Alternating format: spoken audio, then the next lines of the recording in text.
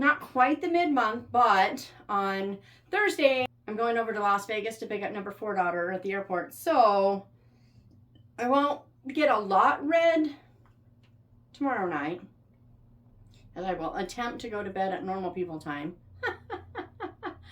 Let me dream. I've got a dream. And so I won't get a lot done. I will get some read tonight. Right now I'm in the middle of Between the Lines by Jan Fields. I've never read Jan Fields before. This is another Annie's fiction. I really love the covers on these.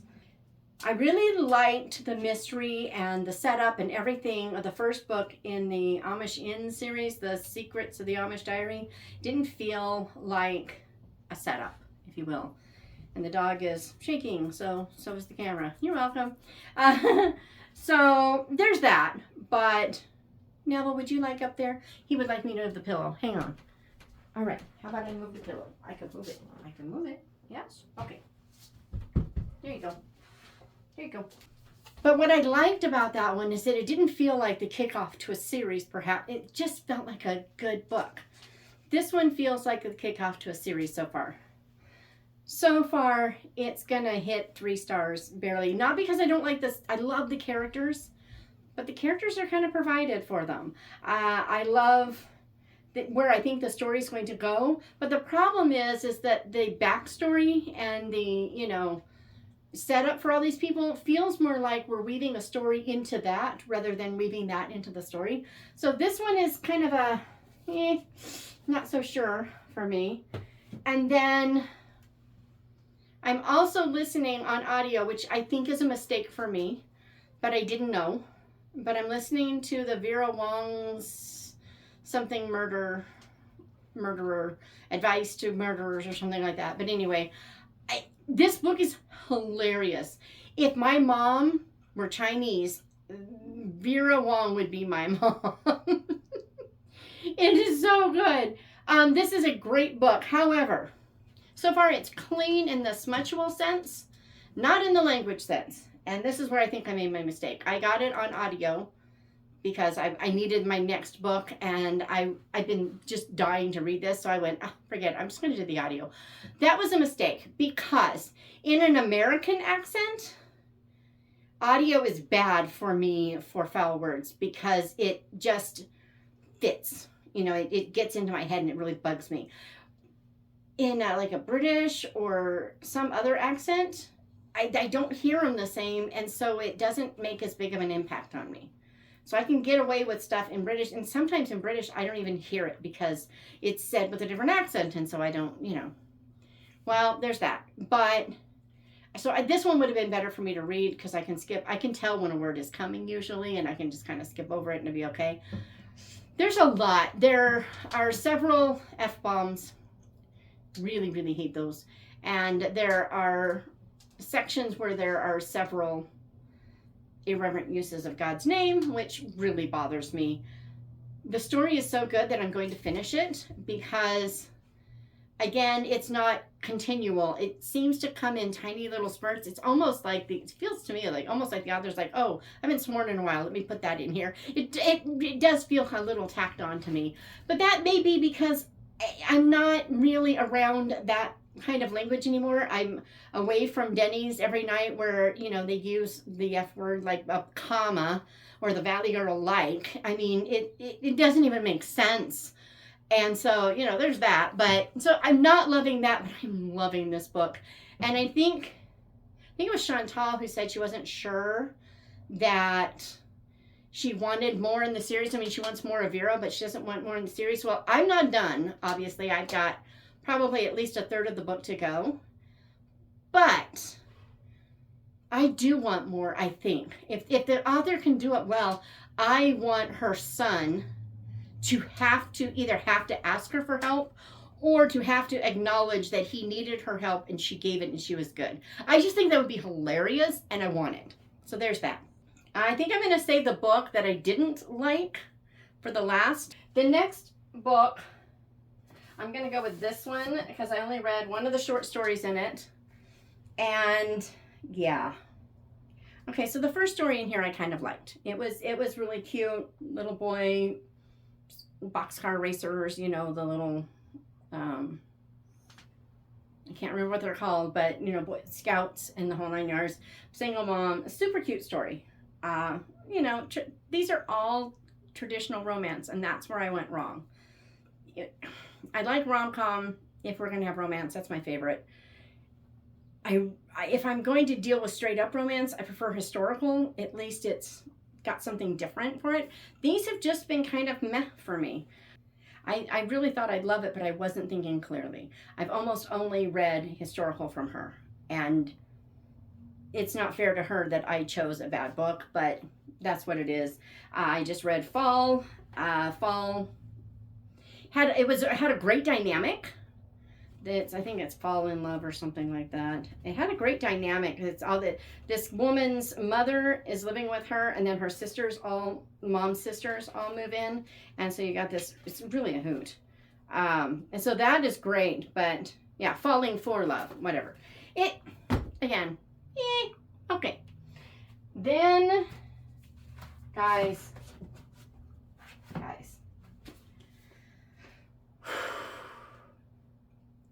So I was terrified that two things. Number one, that this just wouldn't be as good as the first book, because A Place to Hang the Moon was one of my all-time favorites from last year. It was awesome. And the minute I found out about this book, I immediately pre-ordered it, and then I started worrying. This is Nothing Else But Miracles. It is about, I can't remember the oldest brother's name. Is it Finn? I think it's Finn. Fish. Okay. So this is about 3 siblings, again, and World War II, again. But this time we're in America. And we have Fish, Pike, and Dory. Dory's the middle child. And it's all pretty much told from Dory's perspective, if I recall correctly. In this one, we have I want to say something. So in this one, I was so afraid that it wouldn't get a fair chance, because I really have this thing against, I really don't like when people compare one author's book to another, unless it's like within a series. I get that one. But each book needs to stand alone. Did it deliver what this book promised? This one 100% did. And it's really funny. If you held a gun to my head and you said, is this one or A Place to Hang the Moon your favorite? I might say A Place to Hang the Moon. It might still be my favorite, maybe. But this one, I would say, is probably a better book. I think it's a better book. A Place to Hang the Moon has more. It's got the whole cozy family vibes, but so does this. There's a lot of similar things in here. You have a bookworm in this one. You have bookworms in that one. You have library stuff in this one. You have library stuff in that one. You have kids without parents around in both. So there's a lot of that. This one's New York. The other one's English countryside. In this one, so it's almost like Dory doesn't have it's like God isn't a part of her life, because this is, general market. And so she talks to the Statue of Liberty a lot. And it's almost like she's talking to God in a sense. It's like she's processing her thoughts and everything. And so she treats the Statue of Liberty as if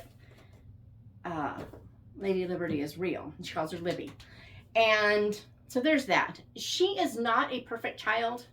She has a kind of she's one of those people that flares up and cools down and so she's kind of volatile, but not in an ugly way, but just in I'm 12 and I'm not thinking clearly way. So I really kind of feel like this is, if you took Francie Nolan from A Tree Grows in Brooklyn and you pulled her out, just her story out of that book, because that book is all over the place with all the different family members and all the different times in their lives and all that stuff. Yes, it's hot. If you take that and you just pull out Francie as a girl in here, what you get is kind of like a World War II, A Tree Grows in Brooklyn. It's a little like that, but instead of the tree, we've got the Statue of Liberty. And it's really, really cool. The neighborhood community is so, it's what you expect from New York at that time. It really is.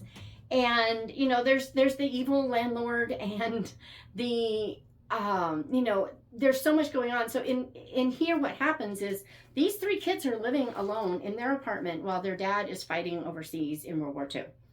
And I don't think it's a spoiler to tell you that. And so the problem is that they get a new manager who wants to talk to dad. He's not happy with these kids. And they've got to try to hide the fact that dad isn't there. On top of that, you know, these kids are kind of running a little wild. I mean, the oldest boy is 17. He's a very responsible kid. He's taking the best care of him as he can. Dad sends home money. They're doing okay for the most part. But things start happening that aren't so good. Friends lose their father in the war. And so that, of course, ramps up their own fear for their dad. And then there's obviously they got to hide from this guy. And there's all the neighbors that are being helpful and wonderful and yet trying to hide from this landlord that dad's not there. So there's a lot going on in this. And it's really good. It's a better book. It just is a better book. There's, in this one, Pike, the youngest boy, is the bookworm. And he knows a lot of things because he's read a lot. He spends a lot of time at the library. And he loves it. Dory thinks that books are just kind of like, what? I don't get it. But then they kind of have to spend time at the library. And she starts figuring out the books. So it's kind of like that birth of a potential reader, which I really loved. But it's a wonderful story. And in this story, they find something that has kind of like been lost in the city. They find this place that, actually Dory finds it, but that people just like don't realize still exists. And there's a whole lot going on there. And Albus really gave us a twist in this one because I bought it hook, line, and sinker what she was going to do, and she didn't do it. And that was even cooler. And she even talks about it in the author's note. But this book, loved it. 5 stars all the way. Probably a better book than A Place to Hang the Moon. And I want to say that A Place to Hang the Moon is still my favorite. But I don't really think that's fair. Because if I were to hand one of these books to a middle grader today, if I had to hand them one or the other, unless I knew that middle grader was like a big fan of maybe Narnia or something, and so they would relate to what's going on in the English countryside, I'd give them this one. So 5 stars all the way. Loved it. And I think Christmas, guys, if you know a middle grader, Christmas, because Christmas. And finally, I haven't even done my review. Well, it's not finally the good stuff. I haven't even done my review on Goodreads on this yet because I don't know what to say. I'll probably pull it out of today the podcast released with my chat with Rachel Houck about The Best Summer of Our Lives. So this takes place in 1977 and then has flash forwards into 1997 to see what happened as a result of what happens in here. You have 4 friends. They call themselves the 4 seasons: summer, spring, fall, and then the gal's last name is Snowden, so they call her Snow. And they're best friends, and they make a stupid mistake, and they fill the FSU swimming pool with car wash soap to try to generate a bunch of bubbles and get caught. And so they're sent to Tumbleweed, Oklahoma as community service by the judge. And so they're stuck in Oklahoma instead of their grand tour of Europe. And it just kind of all goes from there. This book, it does what Rachel Houck always does. Rachel Houck always does a kind of a supernatural encounter in her books. And it's not always comfortable for me because it's just not my jam. But she does it so well. And there's kind of there's a point to it. I think it's a subtle reminder that God and Jesus, yes, they're personal and they're relatable and they're us, but they are supernatural, and they are awesome, and an encounter with them, even just in prayer, is a big deal. And so I think it's really important that she writes this, but I tend to be uncomfortable. It's just not my personal comfort zone. But in this one, that encounter comes where the main gal in this one is Summer, and her life is in turmoil, and she wants to be a singer really bad. She keeps seeing this tent meeting off in the trees, so she goes one night, and when she goes, she meets the preacher, who actually becomes like what's the word I'm looking for? The inspiration for her only hit song. And she wasn't even the one to record it. But she has this, and this preacher says, sing for me. And she spends 20 years trying to make it in the country music industry and fails. She just has that hit song. She sells her song. She has her bands. The bands fail. She tries again.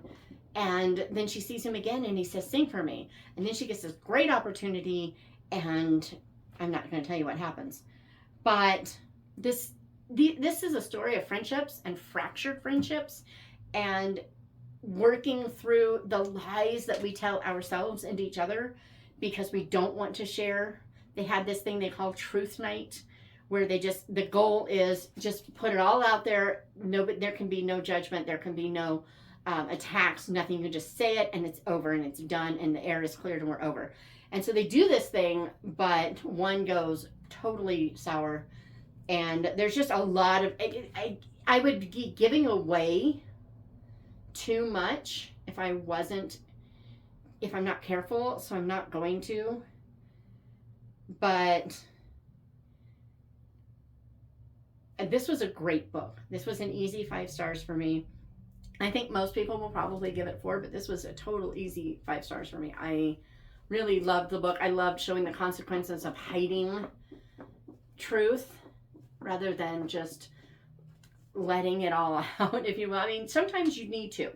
Sometimes it doesn't affect anyone but you, so there's no need to broadcast that truth. It only affects you and the Lord, so you can keep it between you. But sometimes when you're keeping a truth that someone else has the right to know and you're keeping it, that's really dumb. And this kind of shows the consequences of that, and shows that every ugly secret that is finally revealed doesn't have to end in further fracture. She did that really well. So I loved it. And I think I'll be keeping it, which says a lot. I'm definitely going to keep it for a while because, yeah. All right, drink before I start the rant. Because, guys, I got a rant. So I don't remember the author's name. I'll put the book here because I listened on audio. It's Edinburgh Twilight by this guy, whoever this guy is. And the narrator is really good. I think he might be the same narrator as the guy in the Heathcliff Lennox. He has the same way of doing things where he will, the way he'll end a sentence. It's not always on a lilt. He does a really good Scottish accent, I'll say. The story was gripping. It was really, really good. I want someone who has read this book to tell me, I can see it. I'm sure it has to be a TV show or series of some kind. But his supervisor, his superior in the Scottish constabulary there, he reminds me of someone I've seen. Oh, it's killing me. The guy I'm thinking of has kind of sandy to slightly reddish hair and a mustache and an accent, either Irish or Scottish, and is kind of always going at some kind of inspector. I'm sure it's him. Maybe the guy in Murdoch. I got to look at a Murdoch and see if maybe that's who it is. I haven't done that yet. But this guy starts off not liking our inspector, who is, what is his name? All right, well, I figured out that they're the Ian Hamilton mysteries, and it's by Carole. So, well, I did that. Hey, I at least got you some information. But so Ian this captain, I think his name might be Crawford. He doesn't, that doesn't even make sense. It's not a Scottish name, whatever. He doesn't like Ian at all at first and finds him really annoying. And Ian discovers something about this death that they don't think much of, and he figures out that it's a strangulation and that this needs to be investigated. And then he starts piecing together that there is a series of strangulations happening, and then they figure out that there's a connection to these were happening in France, and so they contact the French police force. A guy comes over, and so there's a lot of death in this one. People are dying all the time. And I don't mind usually when I get into the head of the criminal. If they show me his thoughts and everything, that's great. But that's where this first went wrong. So in this one, at first we're in the criminal's head. I'm not having too much trouble. I don't remember a whole lot of foul language. But I think I was so upset by one time when we're in this guy's head, it goes revolting. It goes smutty, revolting, with him just by himself. Or maybe it was when he was in the process of killing a guy. I can't remember. But it was, I don't want to read that. And so I was ready to put it down. And then I was like, okay, I'm going to keep going. I'm going to see if we get any more of this nonsense from it. And we go for a little bit and it's fine. And I'm like, okay, I don't appreciate that. It was very short. It was very brief. It makes me sick, but I can deal. And then it starts spinning into a different kind of underbelly. And I don't know if the book went in a direction, but I was feeling like we were going to get flashbacks of an actual visual flashbacks of abuse by a father, and not just the belt that is mentioned many times, but other stuff. And at that point I was like, I can't take this. This is not for me. And so I flipped through where I would go to the next chapter, and then I would go back 30 seconds and kind of get a feel for what was happening at the end of the previous one, and I'd listen to the first 30 on the next one, and then I would do that over and over. And if there was something that really grabbed me, and I was like, wait a minute, what? And I would go back a little bit and see if I could find some information, and then I would just move along, and I skimmed through the rest of it just to find out what happened. It was a really good mystery. The twists and the stuff, that was all great. I mean, it was awesome. And so for what it's worth, there's that. The rest of it, not so much. I DNF'd it. I won't give it a star rating. It never promised to be anything but what it is. So it would be, wrong of me to just give her a bad rating because I don't like the content. I DNF'd it, and I can't recommend it. And I'm sad about that because I was really looking forward to this series. I don't know if I will give a second book a try or not. I don't know. Part of me says that was this book. This is the criminal and who he is and what he is and the things that are surrounding that. A different one may not go that direction. So I may try the next one, but I'm kind of afraid to. Although it feels like I've listened to other Carole Lawrence mysteries. If I have, I'll put up a cover, show which one I have listened to. But I feel like I've listened to others by her that I did like.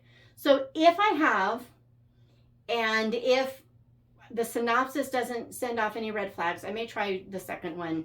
But I certainly can't recommend this one. I absolutely can't. For people who aren't bothered by it, they will probably love it. The writing is good. The mystery itself is good. I figured some of it out, but there was definitely a twist that I went, whoa, yeah, got me. Okay. And so there's some of that stuff, but yeah, I hate it when authors do this. I feel like it doesn't have to be done. The Lady Sherlock or something like that, I can't remember, by Sherry Thomas, maybe? Those books started off so good. They kept us out of a bedroom for the most part, except when like in the very opening thing, she's actually caught in one, and that's kind of kicks off the series. I didn't appreciate it, but I understood what was going on and why they did it, and they didn't give me too many details. But later on, when she becomes involved with someone, we're not invited into the room. So I didn't like it, but I could deal with it. Again, general market, I don't expect them to have Christian values, but I do expect me to. And I have to be careful because I am a Christian and I know what I'm not supposed to be putting in my head, right? Well, I got too hot in here and the camera died, so I was almost done though. Anywho, too much. And we don't see through the first few books in the thing. She ends up in a relationship with a guy. They don't take us into the bedroom, which I appreciate. I don't appreciate the fact this is going on, but they didn't ask my opinion. But then they start talking about that side. And so we get to live it through that. That bothered me quite a bit, but not enough to just say, okay, forget it, because it wasn't too bad. Then she starts basically writing erotic letters to him. And at that point, I was like, no, I'm done. And I'm so sad because that was a really great series. I was having a whole lot of fun with them. But I can't. I just can't. So, and this one, it's the same kind of thing. I don't know if I'll read the second book because the writing was great. The mystery was great. The characterization is wonderful. I just didn't appreciate being given so much. And it's a short thing, but it put a mental picture in my mind of this guy's deviancy that is just horrible. And there are other things in there that people might be assuming if they know about the book that I'm talking about. I'm not even talking about the fact that there is basically a gay pub and all that goes with that. I'm not even talking about that. Do I appreciate that? No. But then I don't appreciate any kind of pickup bar. Okay, just So it's not even that. This is something else, and it's really ugly. And I just don't want. I don't want those ideas in my head. I don't want that. I just don't. So will I read the second one? Maybe. I'll have to read the synopsis. I'll have to see. I'll have to find out. But all right, the camera died yesterday. It kept getting too hot. Shocker. And so I ended up filming in 2 pieces, and then I didn't get to finish other stuff. I started a book haul that I'm not going to do except for one book. And but I forgot to tell you about a book. So I was just going to get on here and do like this or end up wrap up thing. I was like, I'll do that tomorrow. Except that I forgot to tell you about Fire at the Exhibition, not Expedition. Fire at the Exhibition. He is not inhibited at all by scratching. Yes, Toothless. Yes, you are tolerated. I mean loved. He's such a needy dog. You're such a needy dog. Tell him now. We'll say you're so needy. Okay, go lay down. I pet you. Now go lay down. Fine, I'll pet you too. Goodness. Okay, so Fire at the Exhibition by T.E. Kinsey. Down. By T.E. Kinsey. Lady Hardcastle mystery number 10? I don't know. I don't remember. But I love this series so much. And I saw on some reviews that some people consider this a slower book. And like not a whole lot happens and they're floundering. Okay. I was thinking that as I was reading it, but the more I read and the more I thought about it, the more everything, this is actually a really genius book. I gave it 5 stars. A lot of people are giving it 3 and 4. I understand why. I get their reasoning. I just kind of disagree.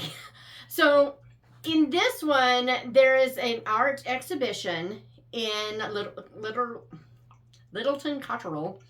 Say that 5 times fast. In Littleton Cotterell, they've done this thing. And so, Lord What's-His-Face or Sir What's-His-Face or whoever at the Grange has brought over a couple of pieces and other stuff happens. And then there's a fire at the Grange.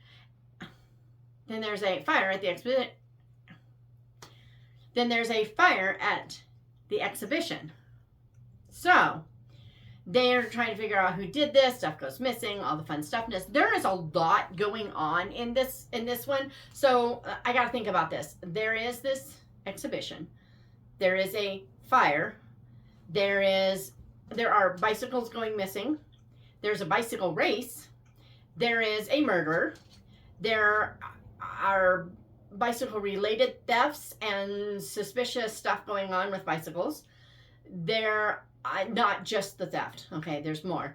There's two new ladies in town. One is renting like the Dower House or something, and the other is someone that knew Emily a long time ago.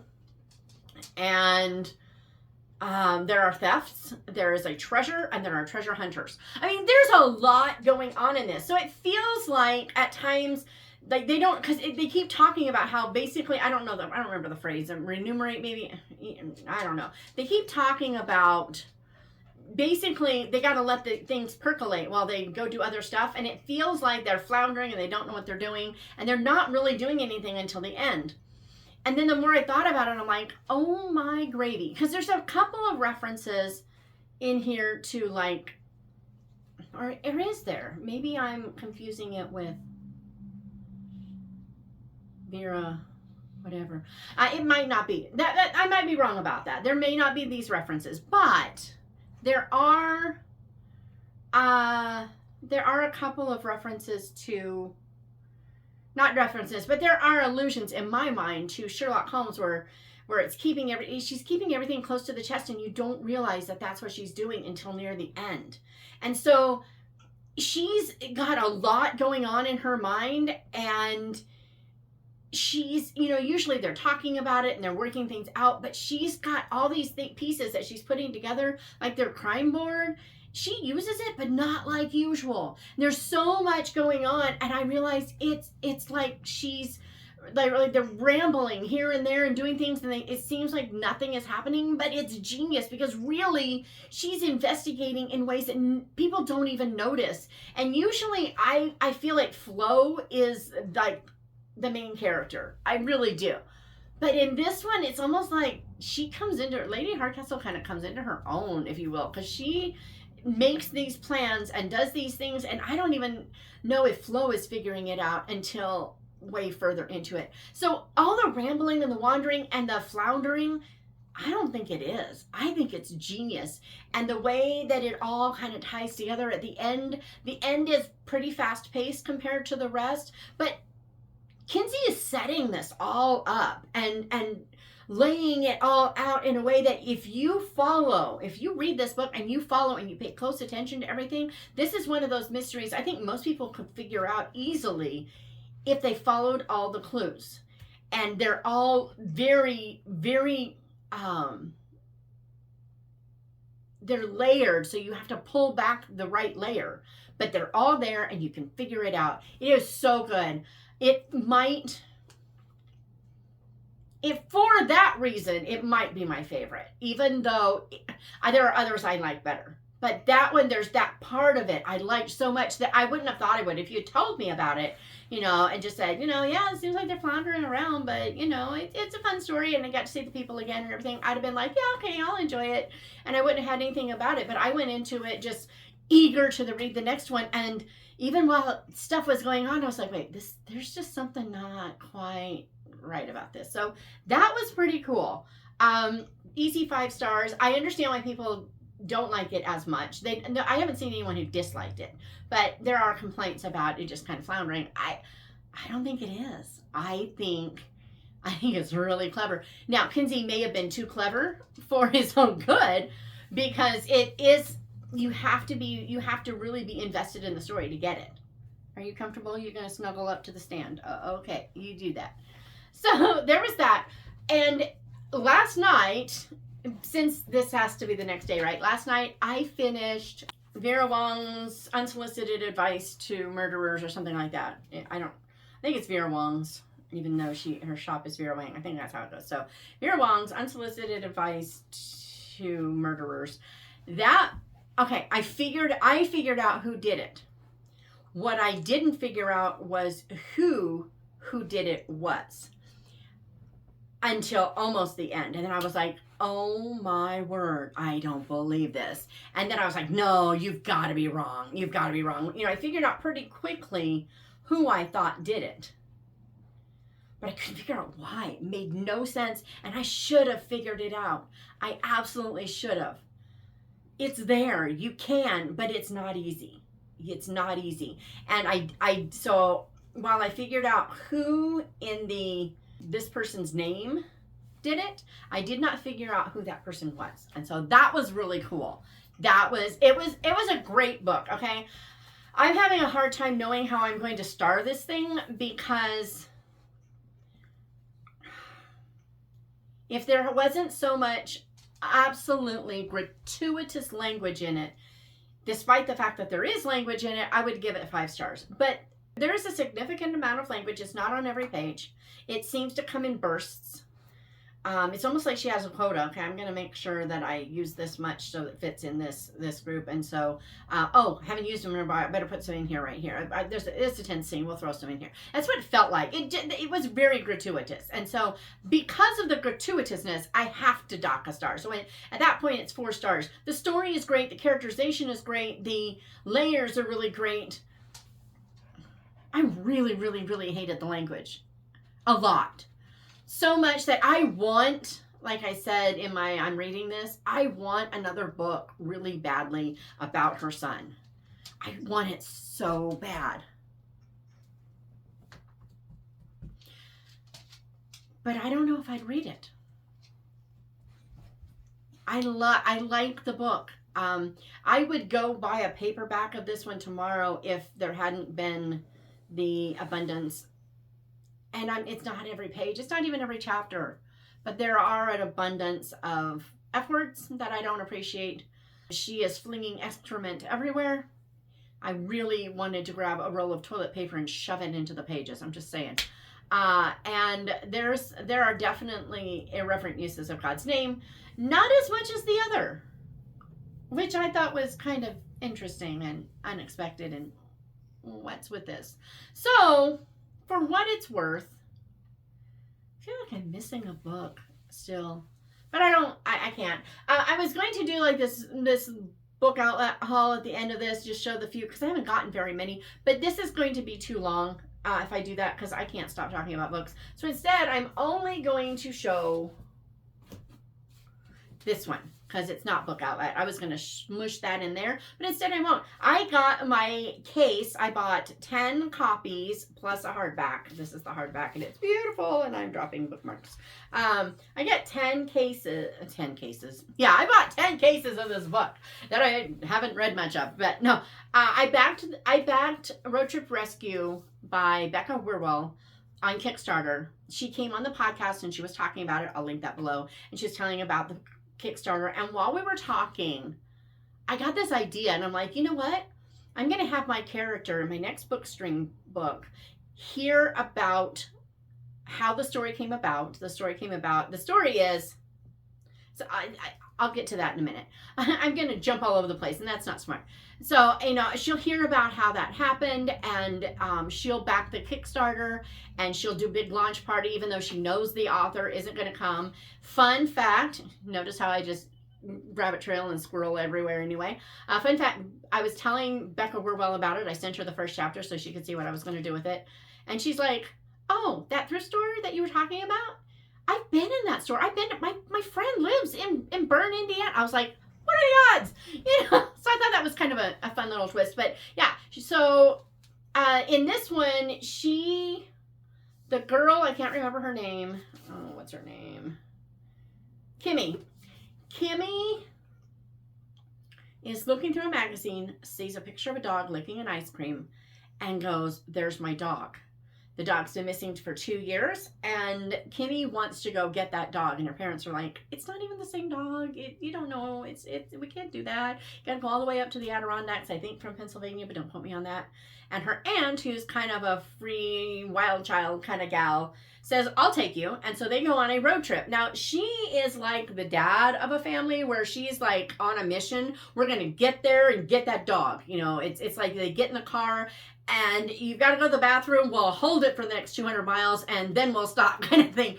That's where her focus is. The aunt is like wandering all over the place, going, doing her thing. And so she makes friends along the way and all the fun stuffness. So what I did in that first chapter, I have, before she finds out about the Kickstarter, I have my Anne she goes and gets her coffee, and she's coming back, and she sees this little boy sharing his ice cream cone with his dog.